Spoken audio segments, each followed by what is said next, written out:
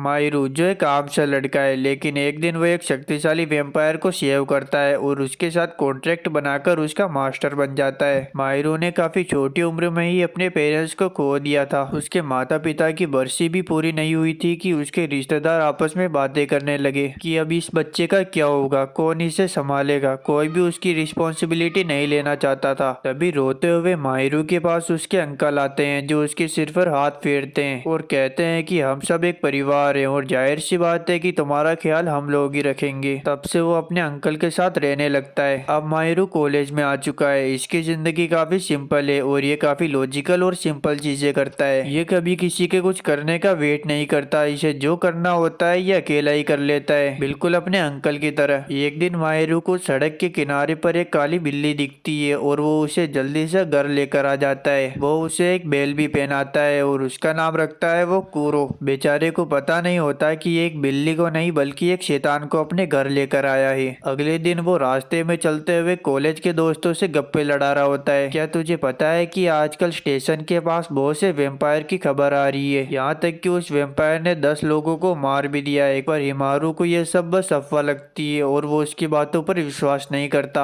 अब शाम होने पर हिमारू अपने घर के अंदर आता है, जहाँ पर वो देखता है कि उसका टीवी चालू है। यह देखकर वो टेंशन में आ जाता है, लेकिन जब वो पास आकर देखता है तो वहाँ पर एक गुड लुकिंग सा लड़का बैठा हुआ होता है, जिसकी आंखों के नीचे डार्क सर्कल होते हैं। मायरू घबरा जाता है। वह पूछता है कि आखिर तुम अंदर कैसे आए। यह लड़का कहता है कि मुझे परेशान मत करो। मायरू जल्दी से एक झाड़ू उठाता है और उसके ऊपर मारता है, लेकिन वो लड़का काफी तेज होता है और उस वार से बच जाता है। हिमारू वापस से उसके ऊपर हमला करने की कोशिश करता है, लेकिन वो नीचे गिर जाता है और गलती से पर्दा भी खोल देता है और धूप अंदर आने लगती है। धूप सीधे ही उस लड़के के ऊपर पड़ती है और वो लड़का एक बिल्ली में बदल जाता है। वो बिल्ली और कोई नहीं बल्कि कूरो होती है। यह देखकर हिमारू को कुछ भी समझ में नहीं आता कि अभी अभी क्या हुआ। हिमारू वापस से पर्दों को लगा देता है और वो बिल्ली वापस से वो लड़का बन जाती है। हिमारू घबराता हुआ उससे पूछता है कि आखिर तुम कौन हो। वो लड़का जवाब देता है, मैं एक आलसी और अच्छा वेम्पायर हूँ। यह सुनकर हिमारू को शौक लगता है। वो उसे खींचकर वापस से धूप में ले जाने लगता है। तभी हिमारू को याद आता है और वह कहता है कि तुम वही वेम्पायर हो ना जिसने स्टेशन के पास 10 लोगों का खून कर दिया। कूरो को कुछ भी समझ में नहीं आता कि हिमारू आखिर किसकी बात कर रहा है। वह उसे समझाता है कि मैंने कुछ भी नहीं किया। कूरो उसे समझाने की कोशिश करता है और उससे कहता है कि कुछ भी हो जाए, जब मैं इंसानी रूप में हूँ तो तुम्हारे दिए हुए नाम से मुझे मत बुलाना। हिमारू कहता है कि क्या होगा जब मैं तुम्हें बुलाऊं कूरो। यह कहते ही इन दोनों के आसपास मैजिकल सर्कल आने लगते हैं, कूरो के गले में और हिमारू के हाथ में। थोड़ी देर बाद वह सर्कल गायब हो जाते हैं। हिमारू को कुछ भी समझ में नहीं आता कि अभी अभी यहाँ पर क्या हुआ। वह कूरो से पूछता है कि आखिर अभी अभी क्या हुआ। कूरो बताता है कि वह एक खास तरह का वेम्पायर है जो अपने मास्टर से बंधे होते हैं। उनके मास्टर का ऑर्डर उनके लिए अंतिम होता है और वो बस अपने मास्टर का खून पी सकते हैं। और अभी जो कुछ भी हुआ वो बस हम दोनों के बीच का एक टेम्परेरी कॉन्ट्रैक्ट है और अगर मैं 24 घंटे के अंदर तुम्हारा खून नहीं पीता हूँ तो ये कॉन्ट्रैक्ट टूट जाएगा। यह सुनकर हिमारू का थोड़ा टेंशन कम होता है। वह जल्दी से कूरो को घर से बाहर निकाल देता है ताकि और कोई दिक्कत ना हो। पर जैसे ही वो वहाँ से जाने लगता है तो एक मैजिकल रस्सी वापस से उसे कूरो के पास लेकर आ जाती है। कूरो समझाता है कि वह दोनों अब एक कॉन्ट्रैक्ट में बन चुके हैं और वो दोनों एक दूसरे से दूर नहीं जा सकते। हिमारू वापस से उसे घर के अंदर लेकर आ जाता है। यह दोनों एक दूसरे को पसंद नहीं करते, लेकिन कॉन्ट्रैक्ट की वजह से इन्हें साथ रहना पड़ता है। थोड़ी देर बाद हिमारू कूरो को उठाकर अपने दोस्तों के पास लेकर जाता है और उन्हें बताता है कि यह बिल्ली एक वेम्पायर है। उन लोगों को विश्वास ही नहीं होता। उन्हें लगता है कि हिमारू का मानसिक संतुलन हिल गया है और उनमें से एक दोस्त तो उसे साइकेट्रिस्ट का नंबर भी दे देता है। हिमारू उन लोगों को बहुत समझाने की कोशिश करता है, लेकिन कोई फायदा नहीं होता। तभी हिमारू की नजर पास ही के शीशे में पड़ती है और उसमें एक काला साया होता है और अचानक से एक मैजिशियन उनके सामने आ जाता है और करतब दिखाने लगता है। हिमारू के एक दोस्त को इसमें कोई भी इंटरेस्ट नहीं होता, इसलिए वह वहाँ से चुपचाप जाने लगता है। पर वो जोकर उसे रोकता है और अचानक से उसकी गर्दन पर काट लेता है और उसकी वजह से सब तरफ खून ही खून फैल जाता है। वहाँ पर चारों ओर भगदड़ मच जाती है और वो मैजिशियन जल्दी से उछलकर एक खंबे के ऊपर लटक जाता है और वो खुद को एक वेम्पायर के रूप में इंट्रोड्यूस करता है और वो बताता है कि मेरा नाम बेलिया है। बेलिया जानता है कि हिमारू ने एक काली कैट के रूप में एक वेम्पायर को उठाया है और वो उसे एक ड्यूअल के लिए इनवाइट राइड करता है। बेलिया नाच रहा होता है, तभी कुरो अचानक से सरप्राइज किक मारता है और उसे दूर फेंक देता है। हिमारू पूछता है कि आखिर यहाँ पर क्या हो रहा है। कुरो कहता है कि हमें यहाँ से जल्द निकलना पड़ेगा, क्योंकि वो किसी वैम्पायर से लड़कर अपना टाइम वेस्ट नहीं करना चाहता। पर हिमारू उससे कहता है कि वो अपने दोस्तों को इस तरह की मुसीबत में अकेला नहीं छोड़ सकता। इधर बेलिया हिमारू के दोस्तों के ऊपर हमला करने ही वाला होता है, तभी वहाँ पर हिमारू आकर उसका चेहरा पकड़ लेता है और उसे हमला करने से रोकता है। बेलिया उसकी इस कोशिश का मजाक उड़ा रहा होता है और तभी अचानक से अपनी तलवार से उसके ऊपर हमला करता है। पर तभी बीच में कुरो आ जाता है, जो हमले को अपने ऊपर ले लेता है, लेकिन वो काफी कमजोर हो जाता है। वह कहता है कि मैंने कई सालों से किसी का खून नहीं पिया, इसलिए मेरी ताकत काफी कम हो चुकी है। तभी हिमारू उसके मुंह में अपना हाथ डाल देता है और कुरो को अपना खून पिला देता है। खून पीने के बाद कुरो में अचानक से एनर्जी आ जाती है और उनका जो टेम्पररी कॉन्ट्रैक्ट होता है वो परमानेंट हो जाता है। साथ ही उन दोनों को जोड़ने वाली मैजिकल चेन भी पूरी तरीके से विजिबल हो जाती है। अब हिमारू कुरो का मास्टर बन चुका है और कुरो भी दिल से उसे मास्टर मान लेता है। हिमारू कुरो को ऑर्डर देता है कि जल्दी से सामने खड़े वैम्पायर के ऊपर हमला करो। यह सुनते ही कुरो अपनी पावर्स की थोड़ी सी झलक दिखाता है और बेलिया के ऊपर हमला करता है और पल भर में ही बेलिया की चीथड़े उड़ जाते हैं। अब कुरो बेलिया को एक हाथ से उठाता है और उसका खून पीने की कोशिश करता है। तभी हिमारू चेन को खींचकर कुरो को रोक देता है और उससे कहता है कि अब बस बहुत हो गया, इतना काफी है। कुरो चुपचाप बेलिया को छोड़ देता है। बेलिया जो अब हार चुका है वो अपनी टोपी को शर्मिंदगी से वापस पहन लेता है। बेलिया अब एक डोल में कन्वर्ट हो जाता है। हिमारू उससे पूछता है कि आखिर तुम हम लोगों को मारना क्यों चाहते थे। बेलिया बताता है कि ये सब उसके मास्टर सुबाकी का ऑर्डर था। कुरो कहता है कि मैं तो उस सुबाकी को ठीक से जानता भी नहीं, फिर वो मुझे क्यों मारना चाहता है। बेलिया कहता है कि कोई भी सुबाकी को नहीं जानता, इसलिए वो सभी को मारना चाहता है। तभी अचानक से कुरो और हिमारू के बीच की चेन गायब हो जाती है और कुरो और हिमारू दोनों कमजोरी से नीचे गिर जाते हैं। अगले दिन जब हिमारू की आंखें खुलती है तो वो अपने आप को अपने बिस्तर में पाता है और उसी के पास कुरो सोया हुआ होता है। हिमारू कुरो को अपने हाथों में उठाता है और उस इंसिडेंट के बारे में याद करने लगता है। तभी उसे अपने दोस्तों की याद आती है। वह जल्दी से दौड़ता हुआ स्कूल पहुंचता है, जहाँ पर वो अपने दोस्तों को देखता है जो बिल्कुल ठीक होते हैं। हिमारू घायल दोस्त से पूछता है कि आखिर अब तुम कैसे हो। वह कहता है कि अब मैं ठीक हूँ, डॉक्टर ने कहा था कि मेरा छोटा सा एक्सीडेंट हुआ था। यह सुनकर हिमारू हैरान होता है। वह कहता है कि तुम्हें तो एक वैम्पायर ने काटा था, लेकिन उन सभी को उस हादसे के बारे में कुछ भी याद नहीं होता। यहाँ तक कि वो हिमारू से बाजार में मिले थे ये भी याद नहीं होता। रास्ते में चलते हुए हिमारू इस सब के बारे में कुरो से पूछ रहा होता है। तभी अचानक से बारिश शुरू हो जाती है। हिमारू आसमान में देखता है, जहाँ पर तो बादलों का नामो निशान नहीं है, और जैसे ही हिमारू थोड़ा आगे बढ़ता है तो वो एक डोमेन एक्सपेंशन में चला जाता है और एक चश्मा पहने हुए लड़का उसके सामने स्लो मोशन में आ रहा होता है। हिमारू को पता चल जाता है कि जरूर कुछ गड़बड़ होने वाली है। वो लड़का हिमारू के बैग को उठा लेता है और उसमें से बेलिया को निकाल लेता है। बेलिया उस लड़के को मास्टर सुबारू कहकर बुलाता है। यह सुनकर हिमारू की फट जाती है। तभी सुबाकी टेलीपोर्ट करके हिमारू के जस्ट पास आ जाता है और कुरो को उठाकर जमीन पर फेंक देता है और उसे देखकर सुबाकी कहता है, कैसे हो बड़े भाई, बड़े दिनों बाद मिले। यह सुनकर हिमारू कुरो से पूछता है कि आखिर तुम इस लड़के को जानते हो। कुरो कहता है कि मैं इस छपरी को बिल्कुल नहीं जानता। तभी सुबाकी हिमारू को बताने लगता है कि कई साल पहले 7 वैम्पायर्स का जन्म हुआ। ये 7 वैम्पायर सभी सेंसेस और हैबिट्स को दर्शाते थे। क्रूल यानी कि कुरो इन सभी 7 वैम्पायर्स में सबसे बड़ा और ताकतवर है, और एक 8वां वैम्पायर भी एग्जिस्ट करता है जो इन सभी में सबसे छोटा है, और वो खुद सुबाकी है। और फिर सुबाकी एक लोमड़ी में बदल जाता है और कुरो के साथ पकड़म पकड़ी खेलने लगता है। थोड़ी देर बाद यह खेल सीरियस होने लगता है और सुबाकी कुरो के ऊपर हमला करने लगता है। कुरो काफी कमजोर लग रहा था, इसलिए हिमारू उससे कहता है कि जल्दी से मेरा ब्लड पी लो, पर कुरो मना कर देता है और इसी का फायदा उठाते हुए सुबाकी उसे बहुत मारता है। अब सुबाकी हिमारू का कॉलर पकड़ लेता है और उससे कहता है कि तुमने मजाक मजाक में 7 वैम्पायर्स के बीच में जंग छेड़ दी। यह सुनकर हिमारू को विश्वास हो जाता है कि सुबाकी का मानसिक संतुलन ठीक नहीं है। वह सुबाकी से कहता है कि अगर ऐसी बात बात है तो मैं कुरो को अपना ब्लड दूंगा और कुरो ये पूरी जंग रोक देगा। सुबाकी कहता है कि अगर तुम जिंदा ही नहीं रहोगे तो कुरो किसका खून पिएगा। यह कहकर सुबाकी हिमारू के ऊपर तलवार से वार करता है। कुरो उसे बचाने की कोशिश करता है पर वो ऐसा नहीं कर पाता। तभी वो दोनों वहाँ से टेलीपोर्ट होकर दूसरी जगह पर पहुंच जाते हैं। कुरो को पता चल जाता है कि यह काम जरूर किसी दूसरे वेम्पायर का है। वहाँ पर दो लड़कियां होती है जो कहती है कि हिमारू से हमारे मास्टर मिलना चाहते हैं, पर हिमारू मना कर देता है। तभी उनका मास्टर पीछे से कहता है तुम्हारे पास कोई भी चारा नहीं है मेरी लैम्बोर्गिनी में बैठकर मेरे साथ चलने के अलावा। हिमारू और कुरो इनके साथ चलने के लिए तैयार हो जाते हैं। ये लड़का बताता है कि वह वेम्पायर ऑफ लस्ट का मास्टर है और इस लड़के का नाम है मिसानो। उस लड़के के घर पहुंचने के बाद हिमारू नोटिस करता है कि उस लड़के के सिर पर एक बटरफ्लाई बैठी हुई है। वह लड़का अपने वेम्पायर को हिमारू से इंट्रोड्यूस करवाता है। उसका नाम होता है स्नो। मिसानो उस बटरफ्लाई को अपना ब्लड पिला देता है और उसका बिहेवियर ही चेंज हो जाता है। वह अब अपने इवल मोड में आ चुका था। वह हिमारू से कहता है कि तुम कितना बेवकूफ हो, तुम अपने वेम्पायर का ठीक से इस्तेमाल करना भी नहीं जानते। एक काम करो तुम दोनों मेरे नौकर बन जाओ। हिमारू उसका नौकर बनने के लिए मना कर देता है। मिसारू अपने वेम्पायर को उनके ऊपर हमला करने का ऑर्डर देता है। स्नो उनके ऊपर अटैक करता है जिससे हिमारू और कुरो की फट जाती है। हिमारू मिसानो से कहता है कि तुम आखिर ऐसा क्यों कर रहे हो और आखिर तुम्हारा क्या इरादा है। मिसानो कुछ भी बताने से मना कर देता है। वह हिमारू को कहता है कि तुम्हारी औकात तो मुझसे बात करने की भी नहीं है। यह सुनकर हिमारू कुरो को उठाकर वहाँ से भाग जाता है और कहता है मुझे किसी ऐसे लड़के से बात नहीं करनी जो अपनी दौलत का घमंड रखता हो। हिमारू जब घर से बाहर निकलता है तो वह रियलाइज करता है कि वह रास्ता भूल चुका है। वह अपने आसपास की बिल्डिंगों को देखता है जिनके अंदर बहुत सारे छोटे छोटे बच्चे होते हैं। तभी वहाँ पर स्नो आ जाता है। वह बताता है कि ये सभी बच्चे मेरे स्लेव हैं। ये सभी मेरा ऑर्डर फॉलो करते हैं। सुबह की इस जंग में सबसे पहले कमजोर स्लेव्स को निशाना बनाएगा। तभी वहाँ पर मिसानो भी पहुंच जाता है जो हिमारू से कहता है मैं अपने स्लेव्स को इस तरह मरने के लिए नहीं छोड़ सकता, मुझे उनकी रक्षा करनी है। तुम अगर अपने वेम्पायर की ताकत का इस्तेमाल करके लीडर नहीं बनना चाहते हो तो इससे अच्छा यही होगा कि तुम मेरे अंडर में काम करो। हिमारू मिसानो की बातों को समझने की कोशिश करता है और फाइनली वो मिसानो का साथ देने के लिए तैयार हो जाता है। वह मिसानो से कहता है मैं तुम्हारा साथ दूंगा लेकिन एक नौकर की तरह नहीं बल्कि एक दोस्त की तरह। मिसानो ये एक्सेप्ट कर लेता है। वह हिमारू से कहता है कि क्या तुम बाकी का सामना बिना हथियार के करोगे। वह हिमारू को बताता है कि वेम्पायर्स के मास्टर एक स्पेशल हथियार का यूज कर सकते हैं और उस हथियार का यूज करना मिसानो हिमारू को सिखाएगा। अब सीन चेंज होता है जहाँ पर हिमारू अपने बेस्ट फ्रेंड साकुया के साथ मस्ती कर रहा होता है और जब वो रास्ते में चल रहा होता है तभी उसे अचानक से अपने पीछे एक प्रेजेंस महसूस होती है। वह पीछे मुड़ता है लेकिन वहाँ पर कोई भी नहीं होता। तभी साकुया मजाक में कहता है कि क्या वो एक वेम्पायर था। हिमारू क्या तुम मुझसे कुछ छुपा रहे हो, देखो मैं तुम्हारा बेस्ट फ्रेंड हूँ, तुम मुझे कुछ भी बता सकते हो। हिमारू एक बार के लिए स्टक हो जाता है लेकिन फिर भी वो कुरो या वेम्पायर के बारे में अपने दोस्त को कुछ नहीं बताता। उसका दोस्त कहता है देखो हिमारू आजकल बहुत सारे र्यूमर्स फैल रहे हैं, अगर तुम्हारे साथ कोई भी ऐसी अजीबोगरीब चीज हो तो सबसे पहले तुम मुझे कॉल करना। यह कहकर उसका दोस्त वहाँ से चला जाता है। अगले दिन हिमारू मिसानो के घर जाता है उससे यह सीखने के लिए कि वो अपने दोस्तों को बचाने के लिए वेपन कैसे ले सकता है। कुरो उससे कहता है कि अगर तुम्हें वेपन चाहिए तो तुम्हें अपनी आंखें बंद करनी होगी और जैसे ही माहिरू अपनी आंखें बंद करता है तो वह कुरो के दिमाग में चला जाता है। उसके सामने एक काली बिल्ली होती है। वह माहिरू को कहीं ले जाने लगती है और उससे कहती है कि वो कुरो की शक्तियों की रक्षा करती है। वह हिमारू को एक गिफ्ट के ढेर तक ले जाती है और उससे कहती है कि तुम्हें वेपन के लिए एक गिफ्ट को चूज करना पड़ेगा, पर याद रखना एक बार गिफ्ट चुनने के बाद तुम उसे चेंज नहीं कर सकते। हिमारू अपनी पर्सनैलिटी को देखते हुए एक सिंपल सा गिफ्ट चूज करता है। अचानक से वो गिफ्ट एक झाड़ू में बदल जाता है और होश आने के बाद झाड़ू हवा में इधर उधर उड़ने लगता है और हिमारू की कलाई पर आकर टैटू की तरह जम जाता है। हिमारू अपने झाड़ू को समन करने की बहुत कोशिश करता है लेकिन वह ऐसा नहीं कर पाता। तभी मिसानो उससे कहता है कि तुम्हें एक ऐसी चीज के बारे में सोचना चाहिए जिसे तुम बचाना चाहते हो। यह सुनते ही हिमारू जल्दी से अपने दोस्तों के बारे में सोचता है और अचानक से वो झाड़ू उसके हाथ में समन हो जाता है। हिमारू को अपने बेस्ट फ्रेंड साकुया की याद आती है क्योंकि बहुत दिनों से वो स्कूल भी नहीं आ रहा था, इसलिए वह डिसाइड करता है कि वो शाम को साकुया के घर जाएगा। हिमारू शाम को खाना लेकर उसके दोस्त के घर जा रहा होता है और रास्ते में हिमारू कोरो को बताता है कि साकुया और मैं बचपन से ही साथ थे और काफी अच्छे दोस्त थे, लेकिन हिमारू को साकुया के साथ बिताया हुआ बचपन का एक भी पल याद नहीं आता। यहाँ तक कि वो साकुया के घर का एड्रेस भी भूल चुका था। वह खुद से कहता है कि क्या मैं कभी साकुया के घर भी गया था। उसकी साकुया के साथ बिताई हुई सारी यादें अचानक से मिटने लगती है। तभी अचानक से असली साकुया हिमारू के पीछे आ जाता है। हिमारू उससे पूछता है, आखिर तुम इतने दिनों से स्कूल क्यों नहीं आ रहे थे। साकुया बताता है, कुछ दिनों पहले इसी रास्ते पर उसके ऊपर वेम्पायर ने हमला किया था, लेकिन वो उससे बार बार बच गया। तब से उसे घर से बाहर निकलने में भी डर लग रहा था। तभी अचानक से किसी के चिल्लाने की आवाज आने लगती है। हिमारू जल्दी से उसकी ओर दौड़ता है, लेकिन साकुया हिमारू का हाथ पकड़कर उसे एक गली के अंदर लेकर आ जाता है। हिमारू साकुया से कुछ पूछ पाता उससे पहले ही कुछ स्ट्रिंग्स आकर कोरो और हिमारू को बांध देती है। बिल्डिंग पर खड़ा हुआ बेलिया कोरो के ऊपर हमला करता है और साकुया के पास आकर खड़ा हो जाता है। साकुया चिल्लाकर हिमारू से कहता है कि मैंने तुम्हें वार्निंग दी थी कि इस इलाके में बहुत सारे वेम्पायर्स घूम रहे हैं, लेकिन तुमने इसको अनदेखा किया। इधर कोरो को पता चल जाता है कि साकुया और कोई नहीं बल्कि सुबाकी का मिनियन है। साकुया हिमारू से कहता है कि मेरे साथ बिताए हुए पलों को याद करो। हिमारू को साकुया के साथ बिताया हुआ एक भी पल ठीक से याद नहीं होता। साकुया कहता है कि बताओ कितनी यादें झूठी है और कितनी यादें सच्ची। यह कहकर वो हिमारू के ऊपर हमला करता है, लेकिन कोरो बीच में आ जाता है और हमला खुद के ऊपर ले लेता है। बेलिया भी कोरो के ऊपर तलवारें गाड़ देता है। हिमारू कहता है कि ऐसा नहीं हो सकता, उसका बेस्ट फ्रेंड एक वेम्पायर निकला, काश तुम एक वेम्पायर नहीं होते। साकुया कहता है कि पहले सब कुछ ठीक चल रहा था, लेकिन तुमने झूठ बोला। तुमने मुझसे ये बात छुपाई कि तुम्हारी बिल्ली एक वेम्पायर है। अब सिचुएशन को देखते हुए हिमारू कोरो को अपना ब्लड पीने के लिए बोलता है, पर कोरो मना कर देता है। साकुया कहता है कि वैसे भी इसका कोई फायदा नहीं, अगर मास्टर में फाइटिंग स्पिरिट ही ना हो तो खून पीना बेकार है। माहिरू अपने आप को काफी बेबस और लाचार समझ रहा था कि वो इस सिचुएशन में भी कुछ नहीं कर सकता। अचानक से उन लोगों की स्ट्रिंग्स कट हो जाती है और वहाँ पर मिसानो और स्नो आ जाते हैं। स्नो बेलिया का सामना करता है और मिसानो साकुया को रोकता है, लेकिन साकुया मिसानो को इग्नोर करता है। वह उससे कहता है कि तुम जैसे अनटाइटल बेट्स कुछ नहीं कर सकते, और वो बेलिया को उनके ऊपर अटैक करने का ऑर्डर देता है। पर हमला करने के चक्कर में बेलिया मिसानो और स्नो के बीच में आ जाता है, जिससे स्नो का स्पेशल वेपन एक्टिवेट हो जाता है और बेलिया एक चेयर पर बन जाता है। स्नो जल्दी से उसका सिर काट देता है और बेलिया वहीं पर बेहोश हो जाता है। मिसानो साकुया से कहता है कि कितना बुरा है, माहिरू हम दोनों को मिलवाना चाहता था, लेकिन अब हमें लड़ना पड़ रहा है। यह सुनकर साकुया इमोशनल एक्टिंग करने लगता है। वो मिसानो के सामने ऐसा बिहेव करता है जैसे कि उसे अपने किए पर पछतावा है। साकुया की बातें सुनकर मिसानो इमोशनल हो जाता है और स्नो और उसके बीच के बॉन्ड को तोड़ देता है। इसका फायदा उठाते हुए वो स्ट्रिंग्स जो बेहोश हुए बेलिया को कंट्रोल कर रही थी, वो स्नो के ऊपर अटैक करता है और उसका एक पैर काट देता है। साकुया मिसानो के ऊपर भी अटैक करता है और उसे घायल कर देता है। अब साकुया माहिरू के गले पर चाकू रख देता है और उससे कहता है, मैं तो तुम्हें और तुम्हारे दोस्तों को काफी टाइम से मारना चाहता था। और जैसे ही वो माहिरू को मारने की कोशिश करता है तो एक लड़की का भूत आकर उसके कान में कुछ कहता है और वो वहीं पर फ्रीज हो जाता है। इसका फायदा उठाते हुए कोरो माहिरू से कहता है, हमें यहाँ से जल्दी से निकलना चाहिए, क्योंकि अब उनकी हालत ऐसी नहीं है कि वो इन लोगों से लड़ सके। पर माहिरू जाने से मना कर देता है और साकुया के पास जाता है। माहिरू अपने वेपन को समन करता है और साकुया के ऊपर हमला करता है और उस हमले से साकुया दूर जाकर गिरता है। हिमारू उससे कहता है कि अब बस बहुत हो गया, और वह मन ही मन में काफी उदास और दुखी होता है और वह यह सोचता है, क्या यह वही ताकत है जिसे उसने अपने दोस्तों को बचाने के लिए हासिल की। और वह लड़ने की इच्छा खोने लगता है, पर तभी उसका झाड़ू उसे लड़ने के लिए मजबूर करता है। माहिरू लगातार अपने दोस्त के ऊपर हमला करता है और उसे काफी घायल कर देता है।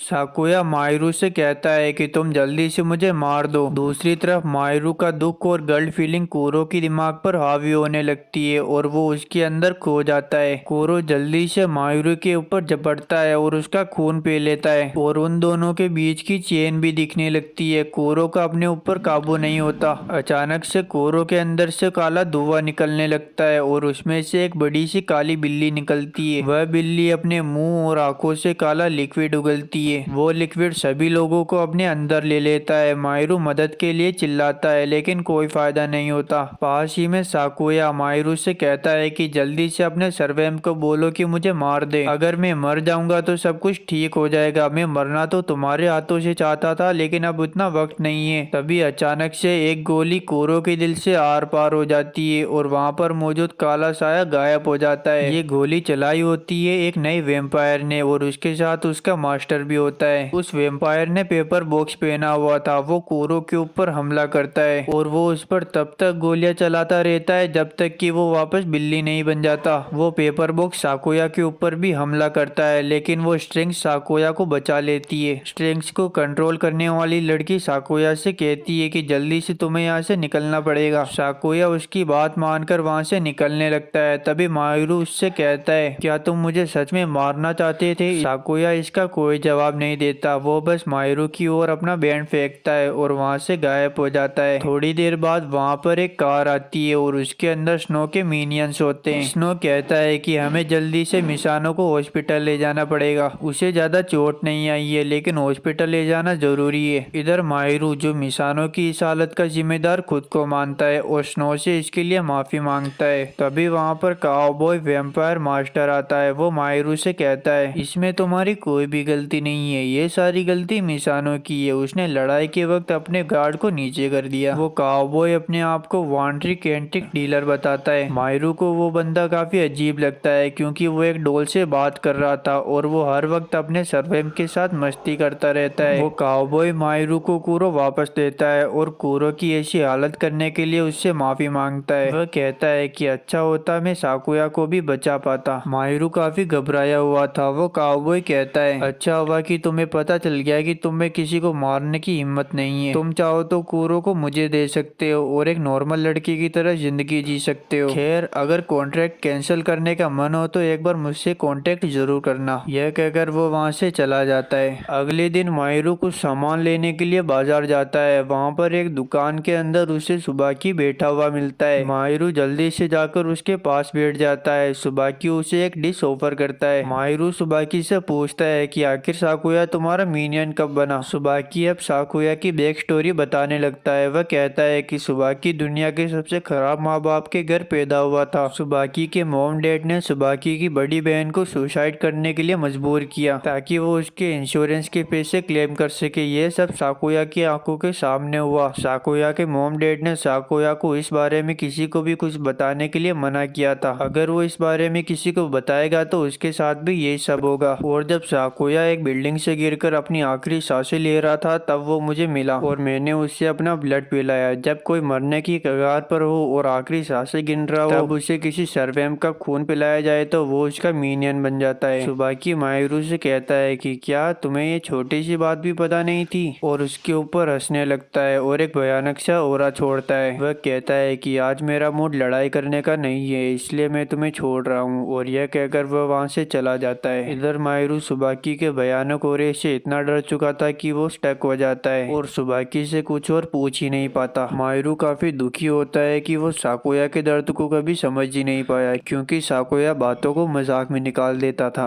अगले दिन मायरू दौड़ता हुआ स्कूल जाता है ताकि उसे साकुया मिल जाए लेकिन वहाँ पर साकुया नहीं होता। साकुया का नाम सुनकर सारे क्लासमेट काफी हैरान होते हैं। उन सबको साकुया की पर्सनैलिटी तो याद होती है लेकिन उसका फेस याद नहीं रहता। मायरू समझ जाता है कि साकुया चाहता है कि लोग उसे याद रखें लेकिन वो सबके सामने अपने असली वजूद को नहीं ला सकता। एक दिन साकुया स्कूल के कल्चरल फेस्टिवल में आता है। उसने मास्क लगाया हुआ था। पूरे स्कूल में उसे कोई भी नहीं जानता और वह स्कूल में घूम रहा होता है तभी उसे अपने पुराने दोस्त मिलते हैं। साकुया उनके पीछे देखता है। उनके पीछे एक पोस्टर लगा हुआ था जिस पर लिखा हुआ था साकुया हम तुम्हारा इंतजार कर रहे हैं। तभी कूरो अचानक से उड़ता हुआ साकुया के चेहरे के ऊपर आता है। साकुया को पकड़ने के लिए मायरू उसके पीछे दौड़ता है। साकुया मायरू से कहता है तुम आखिर मेरा पीछा क्यों कर रही हो? मैंने तुम लोगों को मारने की कोशिश की। मायरू कहता है कि तुम झूठ बोल रहे हो। तुमने तो हम लोगों को बचाया है। मिसानो की चोट भी इतनी गहरी नहीं थी। साकुया मान लेता है कि वह मायरू से केवल इसी साल मिला था। यह दोनों स्कूल की छत पर जाते हैं जहाँ पर साकुया कहता है कि मैं मानता हूँ हमारे बचपन की जितनी भी यादें थी वो सब झूठी थी और यह कहकर वो छत से कूद जाता है। मायरू भी दौड़ता हुआ उसका कॉलर पकड़ लेता है और अपने झाड़ू को समन करके वहाँ से उड़ जाता है। माहिरू कहता है कि हमें कुछ फर्क नहीं पड़ता, चाहे तुम वेम्पायर हो या कुछ और, तुम अब भी हमारे दोस्त हो। और इनका बैलेंस बिगड़ जाता है और ये जंगल के अंदर आकर गिर जाते हैं, जहाँ पर साकुया माहिरू की इतनी बेकार स्किल पर हंसने लगता है। थोड़ी देर बाद वह हंसते हंसते रोने लगता है और वह माहिरू को बताता है जब उसकी बहन की मौत हुई थी तो वो उसका जिम्मेदार खुद को मानता था, लेकिन सुबाकी उससे कहता है कि इसमें तुम्हारी कोई भी गलती नहीं है। और वह साकुया से वादा करता है कि अंतिम समय में मैं तुम्हारा साथ जरूर दूंगा। साकुया कहता है कि सुबाकी ही वो पहला इंसान था जिसने मुझे संभाला था, इसलिए अब मैं उसके लिए कुछ भी करूंगा। पर माहिरू उसे समझाता है कि सुबाकी का परफेक्शन तुम्हारे लिए वही है जो तुम्हारे अंकल का तुम्हारे लिए था। मैं तुम्हारे साथ मिलकर सुबाकी को रोकूंगा। साकुया कहता है कि इतना बहुत है, पर मैं तुम्हारे साथ नहीं रह सकता। फिर दोनों एक दूसरे से बॉम्ब करते हैं और साकुया वहाँ से गायब हो जाता है। ये सारी बातें कुरो भी सुन रहा होता है। साकुया जाते जाते माहिरू को थैंक यू बोलता है कि उसने इतना बढ़िया साल उसके साथ गुजारा, और वह मन में सोचता है कि माहिरू ही वो पहला इंसान था जिसने उसको अपना दोस्त बनाया था। ये याद करके वो रोने लगता है।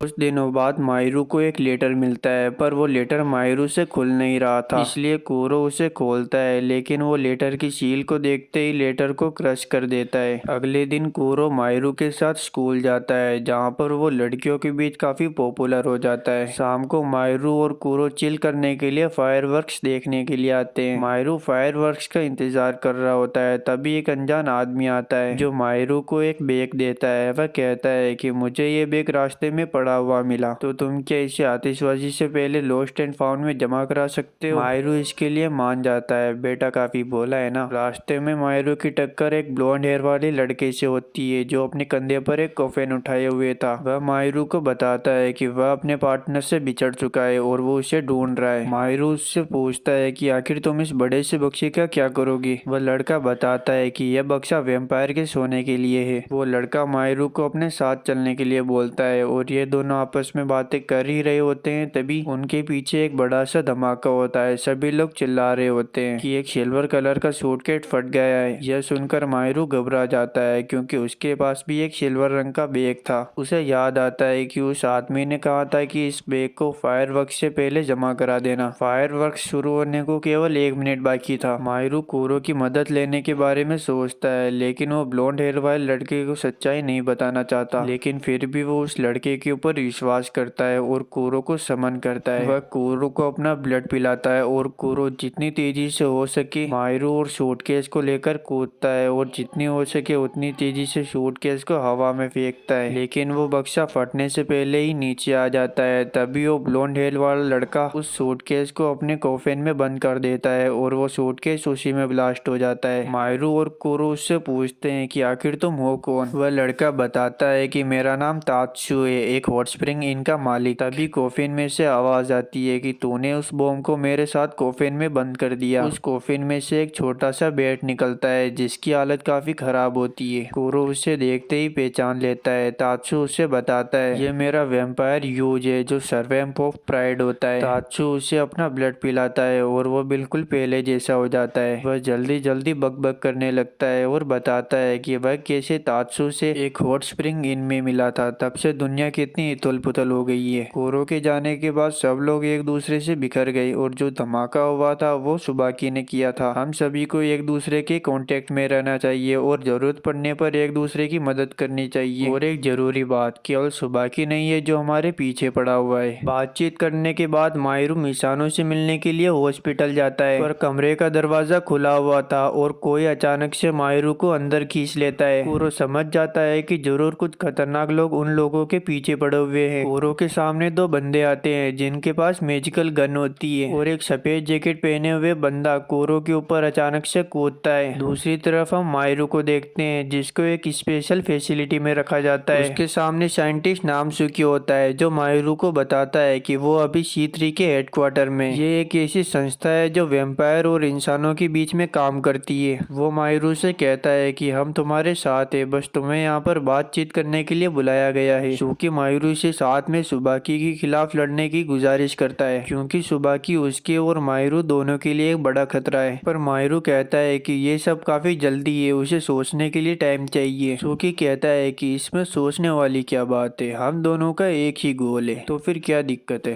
तुम्हें इस बारे में कुरो से पूछना चाहिए, उसे हमारे बारे में सब कुछ पता है। शोकी कहता है कि हमें सबसे पहले सुबाकी के सभी मिनियंस को खत्म करना होगा। माहिरू इसके लिए मना कर देता है। वह कहता है कि सुबाकी का एक मिनियन मेरा दोस्त है और मैंने उसे बचाने का वादा किया हुआ है। शोकी कहता है कि मैंने साकुया के बारे में रिसर्च की है, ऐसी बचकानी भावनाएं मिशन के बीच में नहीं आनी चाहिए। माहिरू ऐसे बोरिंग शटल के साथ काम करने के लिए मना कर देता है। माहिरू का फैसला सुनने के बाद शोकी अपनी रियल आइडेंटिटी को रिवील करता है। शोकी कहता है कि इस कमरे में 52 दरवाजे हैं और इनमें से केवल एक ही सही दरवाजा है जो तुम्हें बाहर ले जाएगा। तुम्हें जल्दी से सही रास्ता ढूंढना पड़ेगा क्योंकि कुरो इस वक्त सबसे खतरनाक वेम्पायर हंटर के हाथों में है। माहिरू जल्दी से एक दरवाजे के अंदर जाता है लेकिन वो वापस से उसी दरवाजे से बाहर निकल आता है। शोकी उससे कहता है कि अगर तुम ऐसे ही सभी दरवाजों को चेक करोगे तो पूरा दिन लग जाएगा। तब तक हंटर्स कुरो को इतनी दूर ले जाएंगे कि वो मर जाएगा। अगर मास्टर और सर्वेम के बीच की दूरी हद से ज्यादा बढ़ जाए तो मास्टर और सर्वेम दोनों मर जाते हैं। इसलिए तुम्हारे पास केवल दो ऑप्शन है, या तो तुम सही दरवाजे को ढूंढकर यहाँ से बाहर निकल जाओ या तो C3 के साथ मिल जाओ। माहिरू ऐसे प्रपोजल को ठुकरा देता है। वह कहता है कि मुझे कोई और रास्ता निकालना पड़ेगा और वो अपने झाड़ू को समन करता है और तेजी से गोल गोल घूमने लगता है। वो इतनी तेजी से घूमता है कि एक टोर्नेडो क्रिएट हो जाता है और वो टोर्नेडो छत को तोड़ देता है। यह देखकर शोकी कहता है कि आखिरकार तुमने सही रास्ता ढूंढ ही लिया। लेकिन वो माहिरू को वार्न भी करता है। वह कहता है कि भले ही तुम कुरो को बचाना चाहते हो लेकिन एक बात ध्यान रखना, वो है तो एक खून पीने वाला जानवर ही।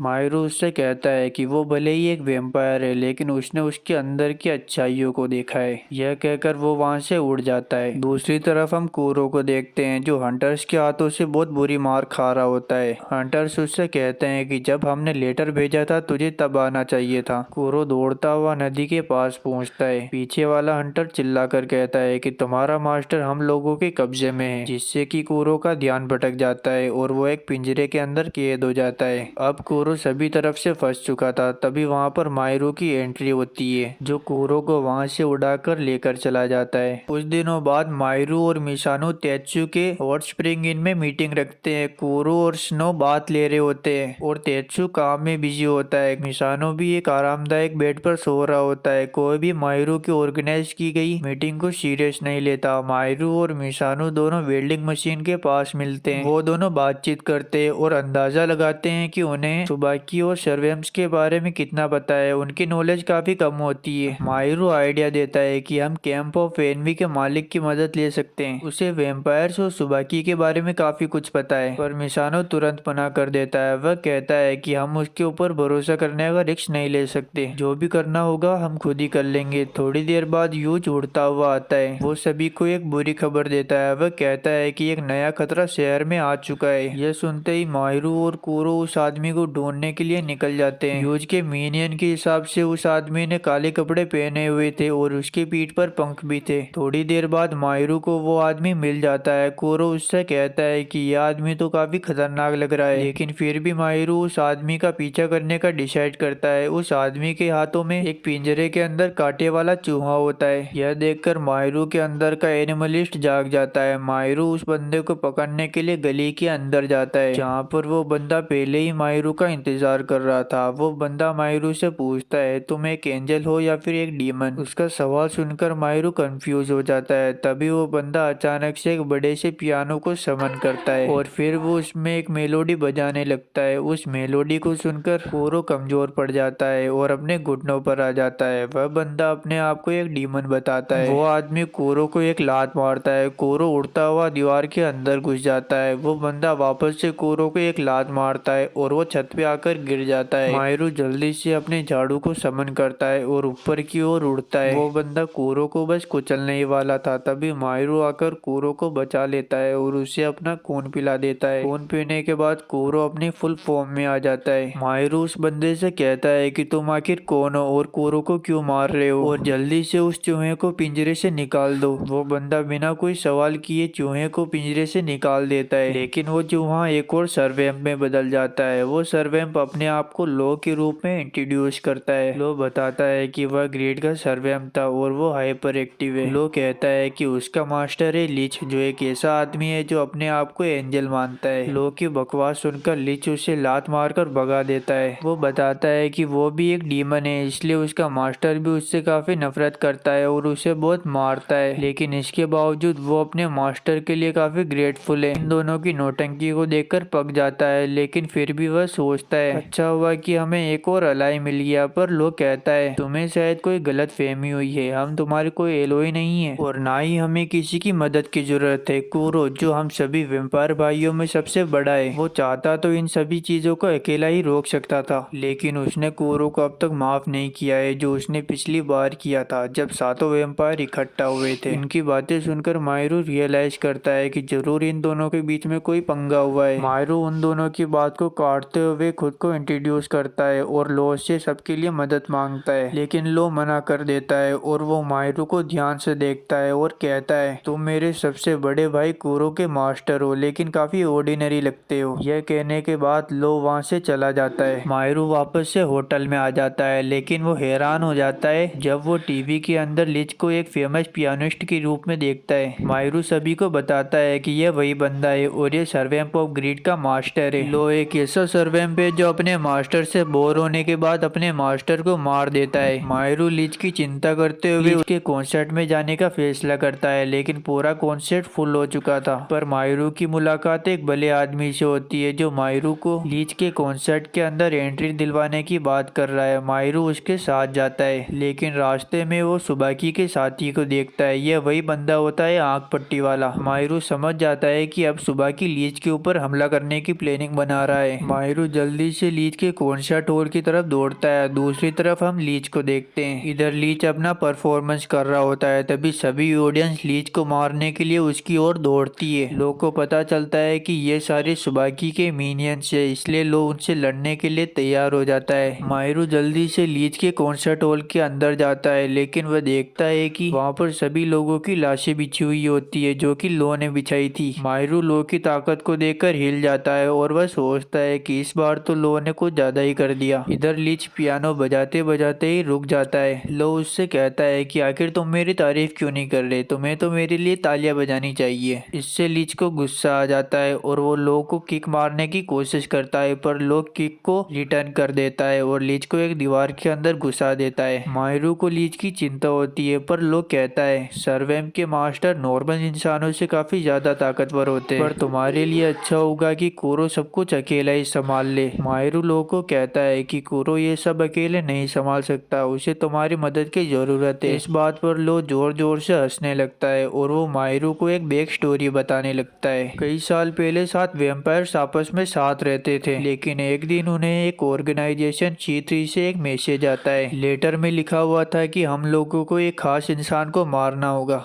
हम साथों ने वोटिंग से तय किया कि उस इंसान को मारना है या फिर नहीं। 3 वेम्पायर्स ने उसे मारने के लिए हाँ कहा, जबकि 3 ने उसे मारने के लिए ना कहा। अब बस आखिरी वेम्पायर का फैसला बाकी था और वो था कुरो, जो वेम्पायर ऑफ स्लोथ है। तुम्हें पता है कि उसने क्या फैसला लिया? यह कहकर लो हंसने लगता है। दूसरी तरफ कुरो को काफी ज्यादा गुस्सा आ रहा होता है। कुरो को गुस्सा देखकर लो चुप हो जाता है। वह कहता है कि शायद कुरो अपने मास्टर से वो फैसला छुपाना चाहता है और उसका मजाक उड़ाने लगता है। इन दोनों के बीच में लड़ाई शुरू हो जाती है। मायरू सोचता है कि मुझे ही इन दोनों को रोकना पड़ेगा। वह अपने झाड़ू को समन करता है और कुरो को वापस आने के लिए बोलता है। तभी लीच जो अपनी इंजरी से ठीक हो चुका था बीच में एंट्री मारता है और इन दोनों की फाइट को रुकवाता है। वह लो को नीचे गिरा देता है और मायरू का झाड़ू तोड़कर कुरो की ओर फेंकता है, जिससे कुरो दीवार के ऊपर बन जाता है। लीच कहता है यहाँ पर काफी डिस्टरबेंस हो चुकी है, तो मैं तुम्हें एक धुन सुनाता हूँ। वह धुन इतनी गहरी होती है कि सभी लोग उसे सुनकर इमोशनल हो जाते हैं। वह धुन सभी लोगों के दिमाग में मौजूद सबसे इमोशनल थिंग को बाहर लाती है। मायरू को वो धुन सुनने के बाद अपनी मोम की याद आती है, जबकि लो एकदम खड़ा का खड़ा रह जाता है। इधर कुरो के दिमाग में भी उसकी सबसे बुरी याद उसके सामने आ जाती है। वह इस धुन को बर्दाश्त नहीं कर पाता और लीच के ऊपर हमला करता है। लीच भी इस हमले के लिए तैयार होता है, वह भी काउंटर करता है। तभी वहाँ पर लीच का मैनेजर आता है, उसके साथ एक वेल होती है जो इन दोनों को चमाट लगाती है और फाइट यहीं पर रुक जाती है। इधर मायरू कुरो के पास जाता है, जो बिल्कुल भी रिस्पॉन्स नहीं कर रहा था और बिल्कुल डार्क हो गया था। हॉल के अंदर सुबाकी की एक मिनियन बची हुई थी। लो उसे देख लेता है और उसके ऊपर हमला करता है, लेकिन मायरू उसे रोक देता है। वह कहता है कि इसे मारने का कोई मतलब नहीं। जो इंसान लड़ने की इच्छा ही न रखता हो उसे मारना बेकार है। तो लो भी उसकी बात से सहमत हो जाता है और उस मिनियन को छोड़ देता है। सब लोग वहाँ से चले जाते हैं। माहिरो भी कुरो के साथ जाता है, लेकिन कुरो अभी भी उसी याद में डूबा हुआ था। दूसरी तरफ लो भी चल रहा होता है और अपने फोन से सेल्फी लेने की कोशिश करता है। तभी फोन के अंदर एक रिफ्लेक्शन दिखता है और लो के पीछे खड़ा हुआ था सुबाकी।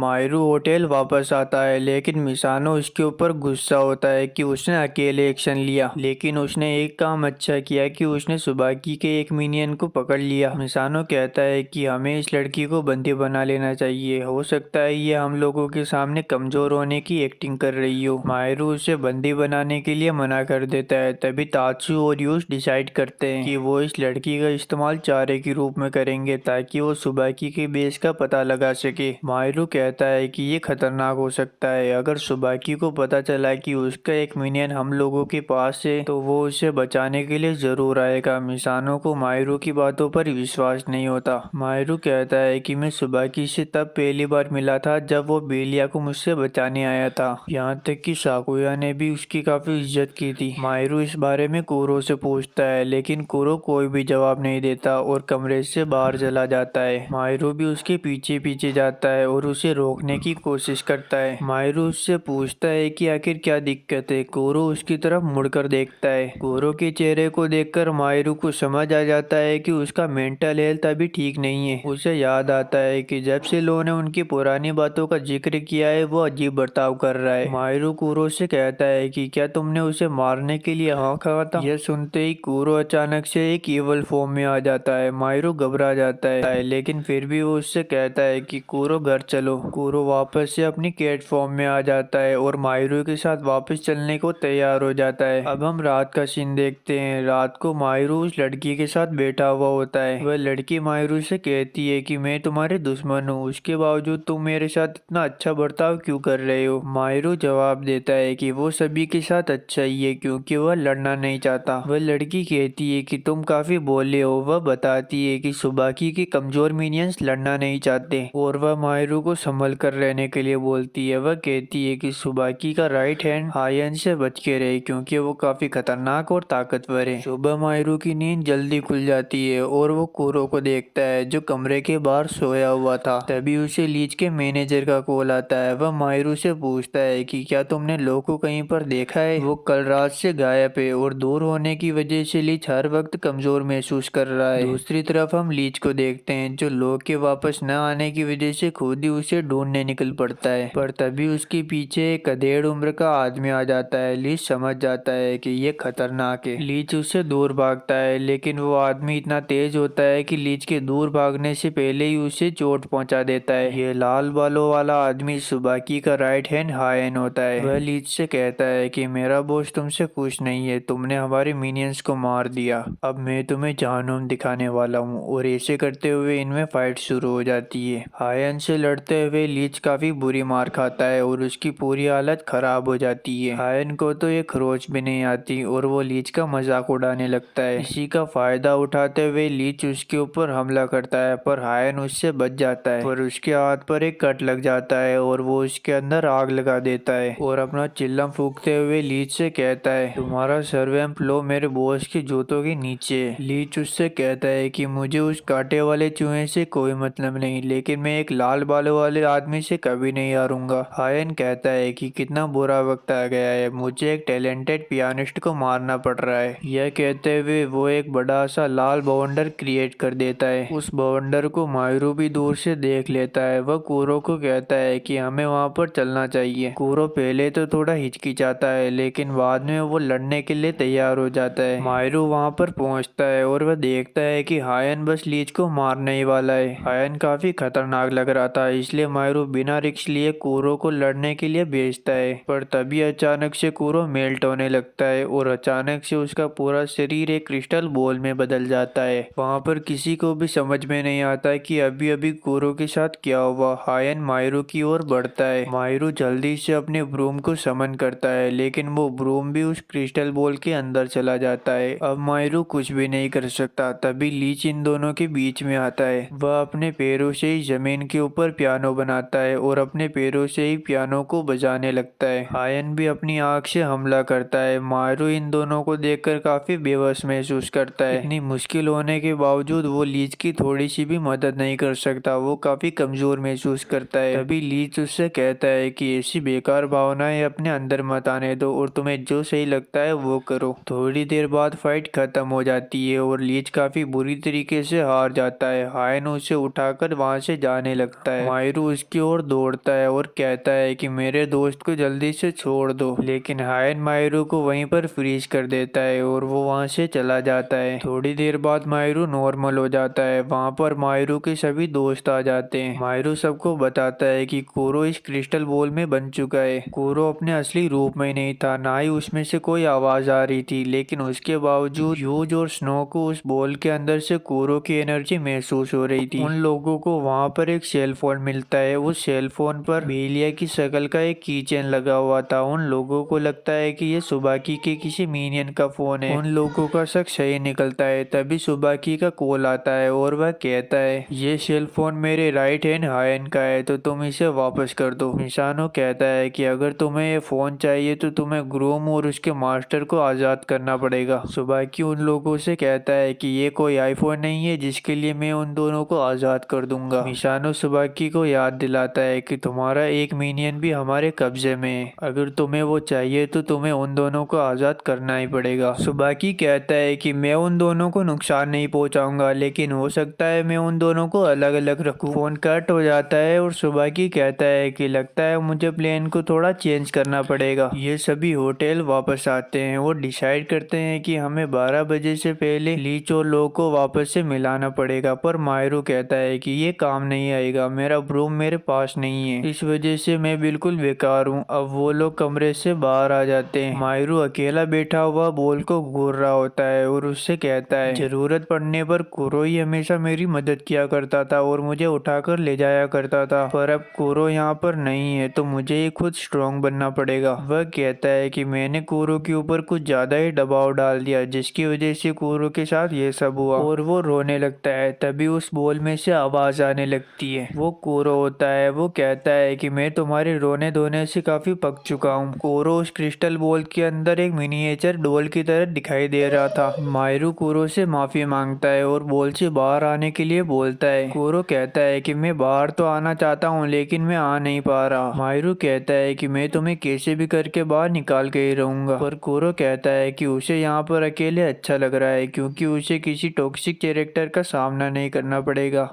मायरू जल्दी से बाकी सबको बुलाता है। वह कहता है कि कोरो ठीक हो रहा है, लेकिन वो इससे बाहर नहीं आ पा रहा। लेकिन उन लोगों को कोरो दिखाई नहीं देता। कोरो सिर्फ मायरू को दिखाई दे रहा था। तात्सु कोरो को निकालने के लिए अपना दिमाग लगाता है और आरी की मदद से गेंद को काटने की बात करता है, पर मायरू उससे कहता है कि मैं कोरो का मास्टर हूँ, तो मुझे ही उसे बाहर निकालना चाहिए। मायरू अपनी पूरी ताकत लगा देता है, लेकिन कोई भी फिजिकल हमला उस बॉल को छू तक नहीं पाता। लीच का मैनेजर, जिसका नाम क्रे होता है, वो होटल में आया हुआ होता है और उसे पता चलता है कि लीच और लो दोनों किडनैप हो चुके हैं। वो काफी दुखी होता है। अब ये सब मिलकर उन दोनों को छुड़वाने का प्लान बनाते हैं। मैनेजर कहता है कि मैं भी तुम्हारा साथ दूंगा, और ये वेल मेस्कट भी काफी अच्छी फाइट करता है, और साथ ही मेरे पास ये गन भी है, और ये गन वो यूज के ऊपर चलाकर दिखाता है। इससे यूज काफी कमजोर और स्लो हो जाता है। वह बताता है कि जब भी लो बहुत ज्यादा गुस्सा हो जाता है तो मैं इसी गन की मदद से उसे शांत करवाता हूँ। मायरू कहता है कि ये तो काफी काम की चीज है, आखिर तुम्हें ये कहाँ पर मिली। क्रे बताता है कि इस गन के अंदर होली वाटर है और ये मुझे एक एंटीक डीलर से मिली थी, पर पता नहीं क्यों मिसानो को एंटीक डीलर का नाम सुनकर कुछ रास नहीं आता। ये लोग डिसाइड करते हैं कि मिसानो उस एंटीक डीलर के पास जाएगा और बाकी सब अपना अपना काम करेंगे। मायरू ट्रेन में बैठकर एंटीक डीलर से मिलने जा रहा होता है। तभी अचानक से उसके पास सुबाकी आ जाता है। वह एक ब्लैक फॉक्स में बदला हुआ था। वह मायरू से कहता है कि देखकर काफी दुख हुआ कि कोरो तुम्हारे साथ नहीं है। यह कहकर अचानक से वो धुआं छोड़ने लगता है और फटने की पोजीशन में आ जाता है। मायरू घबराते हुए जल्दी से ट्रेन से कूद जाता है, लेकिन उसे पता चलता है कि यह सब तो बस एक भ्रम था। वह कहता है कि अब सुबाकी चालू हो गया है, उसे जल्दी से एंटीक डीलर के पास जाना होगा। वह एंटीक डीलर के घर पहुंचता है। दरवाजे से एक साइंटिस्ट बाहर आता है, जिसने बारबी डॉल का सिर पिघलाकर जूस जासूस बनाया हुआ होता है। वह मायरू को अंदर लेकर जाता है। मायरू उससे कहता है कि मुझे एंटीक डीलर से मिलना है। साइंटिस्ट कहता है कि वो अभी यहाँ पर नहीं है, थोड़ी देर बाद में आएंगे। मायरू उस साइंटिस्ट को अपना इंट्रोडक्शन देता है और वो साइंटिस्ट अपना काम कर रहा होता है, लेकिन काम के दौरान वो मायरू का नाम गलत ले रहा होता है। मायरू अपना बार बार गलत नाम सुनकर फ्रस्ट्रेट हो जाता है। वो साइंटिस्ट मायरू को चाय पिलाता है और उसके सिर पर मायरू का नाम लिख देता है ताकि वो भूले नहीं। तभी वहाँ पर एंटीक डीलर आता है जो उस साइंटिस्ट को मारता है कि उसने बारबी डॉल का सिर पिघला दिया। वह मायरू को थैंक यू बोलता है क्योंकि मायरू ने उसके छोटे भाई मिसानो का इतना ध्यान रखा। मायरू भी जानकर हैरान होता है कि मिसानो उस एंटीक डीलर का छोटा भाई है। एंटीक डीलर साइंटिस्ट को बताता है कि मायरू वेम्पायर ऑफ स्लोट का मास्टर है। साइंटिस्ट एक्साइटेड हो जाता है। वह मायरू से कहता है कि तुमने कुरो के बारे में पहले क्यों नहीं बताया। वह साइंटिस्ट मायरू को शीशे के दरवाजे से एक सीक्रेट रूम के अंदर भेज देता है। वहाँ पर साइंटिस्ट मायरू की पूरी इन्वेस्टिगेशन करता है और उसका वेट और हाइट नापता है। मायरू कहता है कि तुम आखिर ये क्या कर रहे हो, तुम्हें मेरा नहीं बल्कि कुरो का इलाज करना है। एंटीक डीलर मायरू से कहता है कि कुरो को ठीक करके आखिर तुम क्या करोगे। मायरू कहता है कि मैं कुरो को ठीक करके सुबाकी से लड़ने जाऊंगा और उसे मार दूंगा। एंटीक डीलर कहता है कि ये जो तुम बोल रहे हो ये तो पॉसिबल ही नहीं है, वेम्पायर कभी मर ही नहीं सकता, वेम्पायर तो इमोर्टल होते हैं। और वह कुरो के बारे में बताता है कि कुरो ने कई सारी जंग लड़ी है और सभी लड़ाइयों में कुरो की जीत हुई। सभी लोगों को कुरो की पावर चाहिए। मायरू कहता है कि उसे कुरो की पावर नहीं चाहिए बल्कि दोस्त के रूप में कुरो ही चाहिए। एंटीक डीलर कहता है कि कुरो को कैसे ठीक करना है ये तो मुझे भी नहीं पता और वो साइंटिस्ट मायरू को कुछ पीने के लिए देता है। लिक्विड को पीते ही मायरू अचानक से नीचे गिर जाता है। साइंटिस्ट कहता है तुम खुद ही कुरो के दिमाग में चले जाओ और सब कुछ सुलझा दो और मुझे जल्दी से एक्सपेरिमेंट का रिजल्ट बताओ। मायरू बेहोश होकर कुरो के दिमाग में चला जाता है। दूसरी तरफ आयोन के फोन में जो इमेजेस थी उनकी वजह से वो सुबाकी की लोकेशन का पता लगाते हैं। मायरू और तात्सु अपना भेष बदल लेते हैं और सुबाकी की बिल्डिंग की ओर बढ़ते हैं। वो लोग लीज के मैनेजर को भी एक अमीर पार्टी बनाकर होटल में भेजते हैं। मैनेजर कमरा बुक करता है और चाबी मिसानो को दे देता है। मिसानो जल्दी से लिफ्ट में चला जाता है पर उसी लिफ्ट में साकुया भी आ जाता है। मिसानो सोचता है कि कहीं उनका भांडा न फूट जाए पर उसकी फूटी किस्मत साकुया को उसके ऊपर शक हो जाता है। वह कहता है तुमने एक गलती कर दी, 41 फ्लोर पर सीधा चले गए और वो अचानक से इमरजेंसी रेड बटन को दबा देता है और वो शिफ्ट नीचे की ओर जाने लगती है। लिफ्ट जल्दी से नीचे जाने लगती है। मिसानो तात्सु से कहता है कि तुम जल्दी से 41वें फ्लोर पर जाओ, मैं थोड़ी देर बाद आता हूँ। लिफ्ट 5वें ग्राउंड फ्लोर पर जाकर खुलती है। मिसानो देखता है कि वह फ्लोर पूरी तरीके से खाली है। साकुया जल्दी से अपनी मैजिकल चेनसो को समन करता है और मिसानो और स्नो को पीछे धकेलता है। इन दोनों के पास पीछे हटने के अलावा कोई भी चारा नहीं था। साकुया कहता है कि तुम कितने बेवकूफ हो, साकुया कभी लीच और लो या फिर तुम्हारे पीछे था ही नहीं। सुबाकी तो तात्सु के सर्वैम्प यूज के पीछे पड़ा हुआ है। साकुया उनके ऊपर हमला करता है। अब इनके पास कोई भी चारा नहीं रहता, इसलिए मिसानो साकुया को गुस्सा दिलाता है और कहता है कि मायरू तुम्हें कितना अच्छा दोस्त मानता है लेकिन इसके बावजूद तुम उस सुबाकी का साथ दे रहे हो। साकुया कहता है तुम कभी सुबाकी का असली मकसद समझ ही नहीं पाओगे, सुबाकी कभी तुम लोगों के या फिर किसी और चीज के पीछे था ही नहीं। साकुया बताता है कि सुबाकी को किसी एक चाबी की तलाश है। मिसानो भी समझ जाता है कि वो सभी लोग अभी तक गलत अंदाजा लगा रहे थे। दूसरी तरफ तात्सु 41वें फ्लोर पर पहुंच जाता है जहां पर सुबाकी के सभी साथी उसके इंतजार कर रहे होते हैं पर तात्सु इनसे घबराता नहीं, वो तो काफी कॉन्फिडेंस लग रहा था। दूसरी तरफ सुबाकी जो अपनी मिनियन को बचाना चाहता था वो जंगल में आता है। वहाँ पर उसे 5 वेल मेस्केट मिलते हैं। वेल मेस्केट सुबाकी से कहते हैं कि तुम्हारा एक मिनियन हम में से ही किसी एक के अंदर है, तुम्हें उसे पाने के लिए हमें हराना पड़ेगा। यह सुनकर सुबाकी थोड़ा हैरान होता है क्योंकि सुबाकी अब इनमें से किसी भी वेल मेस्केट के ऊपर हमला नहीं कर सकता। सुबाकी सभी वेल मेस्केट को एक चाबी बताता है। वह कहता है कि ये चाबी उसी दरवाजे की है जिस कमरे के अंदर मैंने लीच और लो को छुपाया हुआ है, अगर तुम में दम हो तो मुझसे ये चाबी ले लो। वेल मेस्केट कहते हैं कि तुम जल्दी से हमें ये चाबी दे दो वरना हम तुम्हारा कच्चा फाड़ देंगे। सभी वेल मेस्केट बारी बारी से सुबाकी के ऊपर हमला करते हैं पर सुबाकी काफी तेज होता है और वो पेड़ के ऊपर जाकर बैठ जाता है। तभी दूसरा वेल मेस्केट आकर उस पेड़ को ही उखाड़ देता है। सुबाकी उछलता हुआ एक वेल मेस्केट के ऊपर चढ़ जाता है और उसके अंदर फील करने की कोशिश करता है, लेकिन वो कॉस्ट्यूम इतना मोटा होता है कि उसके अंदर कुछ फील ही नहीं होता। सुबाकी अब अपनी दूसरी चाल चलता है और वो पूरे वातावरण में अपने ऑरे को फैला देता है, जिससे आसपास का एरिया काफी ज्यादा गर्म हो जाता है। दूसरी तरफ हम मायरू को देखते हैं जो कुरो के दिमाग में होता है और उसके आसपास केवल रेगिस्तान होता है। तभी उसके पास में एक काली बिल्ली आ जाती है। मायरू उससे पूछता है कि आखिर कुरो कहाँ पर है। वह बिल्ली बताती है कि कुरो तुमसे नहीं मिलना चाहता। मायरू जिद करता है तो वो बिल्ली भागने लगती है। मायरू उसका पीछा करता है और नीचे गिर जाता है। तभी उसे रेत के नीचे से कुरो के बेल की आवाज आती है। मायरू जल्दी से उस रेत को काटता है जहाँ पर सीढ़ियाँ होती है। मायरू सीढ़ियों से उतर जाता है और सीधा उस वेम्पायर की मीटिंग में पहुंच जाता है जब C3 का लेटर आया था। उस लेटर में उन्होंने सभी सर्वेम्स के क्रिएटर को मारने के लिए कहा था, जहाँ पर ये सभी वोटिंग से डिसाइड करते हैं कि क्रिएटर को मारना है या फिर नहीं। 3 वेम्पायर क्रिएटर को मारने के लिए राजी हो जाते हैं जबकि 3 इसके खिलाफ होते हैं। आखिरी फैसला कुरो का होता है। कुरो कहता है कि हमें उसे मार देना चाहिए। लोग गुस्सा होकर कुरो की कॉलर पकड़ लेता है और उससे कहता है कि तुम आखिर ऐसा कैसे कर सकते हो? तुम हमारे माता पिता जैसे इंसान को, जिसने हमें बनाया है, उसको मार दोगे? कुरो कहता है कि भला ऐसी वेम्पायर वाली जिंदगी कौन जीना चाहेगा? ना तो हम मर सकते हैं और ना ही सुकून से जी सकते हैं। उसे तो मरना ही होगा, यहाँ तक कि उसे मैं अपने हाथों से मारूंगा। और कुरो उसे मारने के लिए निकल जाता है। मायरो भी उसके पीछे पीछे जाता है। कुरो अपने क्रिएटर के घर पर पहुंचता है और अचानक से गेट खोलकर उसके ऊपर टूट पड़ता है। मायरो भी उसके पीछे खड़ा हुआ था, लेकिन कुरो नहीं चाहता था कि मायरू ये सब देखे, इसलिए वह मायरू की आंखों को बंद करने की पूरी कोशिश करता है। और जब सब खत्म हो जाता है तो मायरू वापस से दूसरी जगह पर आ जाता है। वहाँ पर वापस से वो काली बिल्ली होती है जो मायरू से कहती है कि इन सभी दरवाजों में कुरो की बुरी यादें छुपी हुई है, तुम इनमें से किसी भी हथियार की मदद से गेट को खोल सकते हो। तो मायरू कहता है कि मुझे इन हथियारों की जरूरत नहीं, कुरो अपनी मुझे किसी भी याद में एंट्री दे देगा। मायरू जल्दी से एक दरवाजा चूज करता है। पहले तो वो दरवाजा मायरू के ऊपर हमला करता है, पर थोड़ी देर बाद वो मायरू को अंदर आने देता है। थोड़ा आगे चलने के बाद वह देखता है कि कुरो अकेला बैठा हुआ था। कुरो अपने किए पर पछतावा कर रहा था कि उसने अपने ही हाथों से अपने क्रिएटर को मार दिया। पर मायरू उससे कहता है कि तुम्हें बीती हुई बातों पर पछताने की कोई जरूरत नहीं, तुम्हें वक्त के साथ आगे चलना होगा और अपनी गलतियों को सुधारना होगा। और इसी तरह कुरो वापस से आजाद हो जाता है। दूसरी तरफ हम लीच और लो को देखते हैं जो उसी बिल्डिंग के वो दोनों एक दूसरे के अपोजिट कमरे में बंद होते हैं और दोनों एक दूसरे की बातें सुन सकते हैं। इसलिए लो और लीच कहते हैं कि ये दीवार हम दोनों के बीच में आ रही है, तो एक काम करते हैं, इस दीवार को ही तोड़ देते हैं। पर लो के तोड़ने से पहले ही लीच उस दीवार को तोड़ देता है। लो भी काफी हैरान होता है, उसे लगा था कि लीच ये दीवार नहीं तोड़ सकता, लेकिन जबकि लीच तो ठीक से खड़े होने की भी हालत में नहीं था।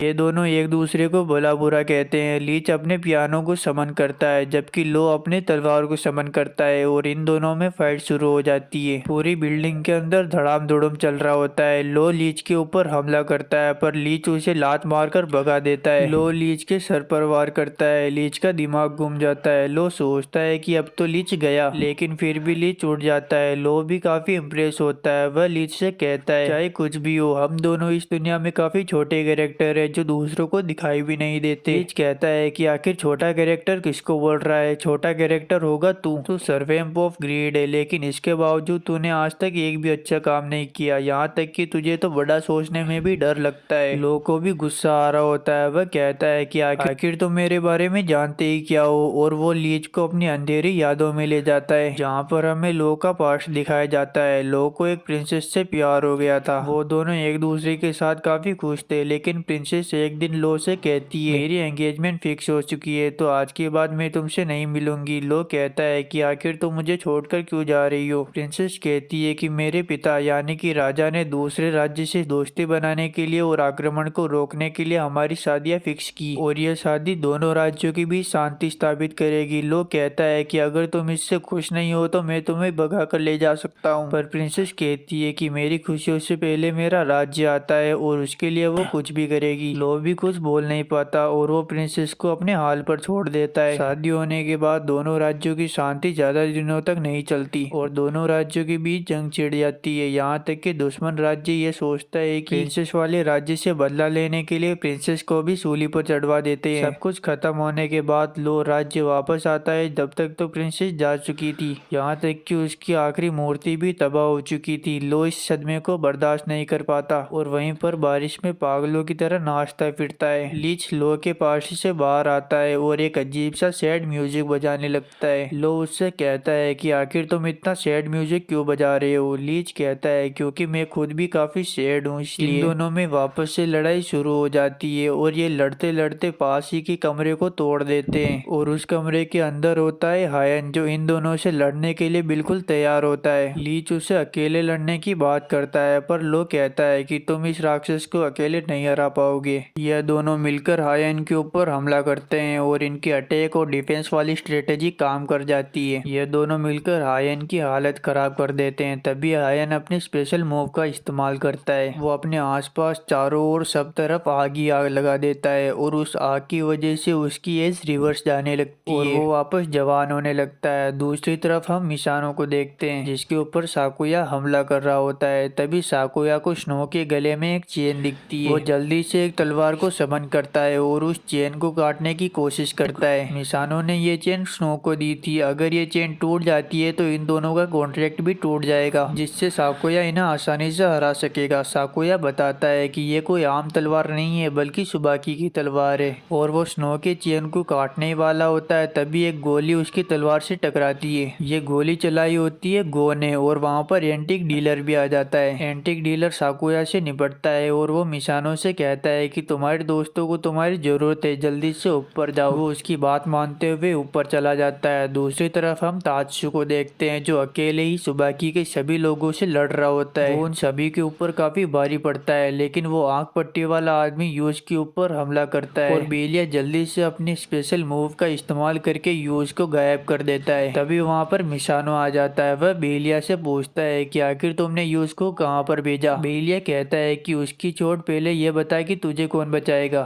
यहाँ पर काफी तगड़ी फाइट चल रही होती है। मिसानो का दिमाग काम नहीं करता क्योंकि वो लोग काफी कमजोर है। मिसानो सभी लोगों को वापस आने के लिए बोलने ही वाला होता है। तभी वहाँ पर मायरू की एंट्री हो जाती है जो एक शेर के ऊपर बैठा हुआ था। ये शेर कूरो होता है। आखिरकार उसने अपनी असली पावर दिखाई दी। मिसानो और बाकी सब मायरू से कहते हैं कि वो काफी कमजोर हो चुके हैं। मायरू कहता है कि तुम्हें टेंशन लेने की कोई जरूरत नहीं और वो अपने ब्रूम को समन करता है। मायरू जल्दी से उस जाली फेंकने वाली आंटी को रेपटा मारकर बेहोश करता है। बेलिया और आंख पट्टी वाला आदमी उनके ऊपर अटैक करता है। कूरो डिफेंस करने के लिए कांटों को समन करता है और मायरू उन कांटों को मारता है जो सीधे बेलिया और उस आंख पट्टी वाले शरीर के अंदर घुस जाते हैं। दूसरी तरफ हम देखते हैं कि हायून ने लीच और गो का काम तमाम कर दिया। हायून लीच को बस मारने ही वाला होता है। तभी लीच हायून के हाथों पर पियानो बना देता है और उससे एक धुन बजाता है जिससे हायून को काफी तकलीफ होती है। अब लीच एक मैजिकल पियानो समन करता है। लीच अपनी धुन से हायून को कमजोर करता है जबकि लो उसका फायदा उठाते हुए हायून के ऊपर हमला करता है। यह दोनों मिलकर हायून का किस्सा यहीं पर खत्म कर देते हैं। मायरू भी वहाँ पर आकर उन लोगों को रेस्क्यू कर लेता है। सभी लोग आपस में मिल जाते हैं। यहाँ तक कि कूरो और लो के बीच का झगड़ा भी सुलझ जाता है और लो कूरो को माफ कर देता है।